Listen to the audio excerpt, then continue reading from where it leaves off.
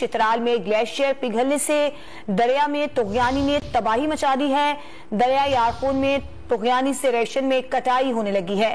زمین کی کٹائی سے مرکزی سڑک دریا برد ہو گئی ہے، جسے اپر چترال کا دیگر حصوں سے رابطہ منقطع ہو گیا ہے۔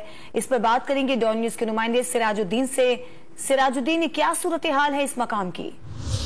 دیکھیں، اپر چترال میں جو گلیشیئر ہے اس کے پگھلنے سے جو دریا میں طغیانی آئی ہے، دریائے یارقون ہے، اس میں طغیانی سے کافی پیمانے پر تباہی ہوئی ہے۔ جو زیادہ نقصان ہوا ہے وہ ریشم کا گاؤں ہے اپر چترال میں، وہاں پہ دریا کے باعث کٹائی سے وہاں پہ 3 گھر مکمل طور پر دریا برد ہو گئے، جب 10 گھروں کو جزوی نقصان پہنچا ہے۔ اور اس کے علاوہ جو متاثرہ افراد ہیں انہوں نے اپنی مدد آپ کے تحت نقل مکانی کی ہے اور محفوظ مقام پر منتقل ہو گئے، جبکہ سڑک بھی بہہ گئی ہے، جس کے باعث جو مرکزی سڑک بند ہونے سے اپر چترال کا لوور چترال اور ملک کے دیگر حصوں سے رابطہ منقطع ہو گیا ہے۔ جو لوگ عید منانے اپنے گھروں کو جا رہے تھے وہ لوگ پھنسے ہوئے ہیں اور سڑک نہ ہونے کی وجہ سے انتہائی مشکلات کا سامنا ہے۔ اس کے علاوہ اپر چترال میں خوش گاؤں ہے، وہاں پہ بھی دریا کی کٹائی سے جو بلین فیٹ سونامی نرسری ہے اس کو نقصان پہنچا ہے، سڑک بہ گئی ہے۔ اس کی وجہ سے اس گاؤں کا بھی دیگر حصوں سے رابطہ منقطع ہو گیا ہے۔ بسم کا علاقہ ہے اپر چترال میں، کافی دورہ پیدا علاقہ ہے، وہاں پہ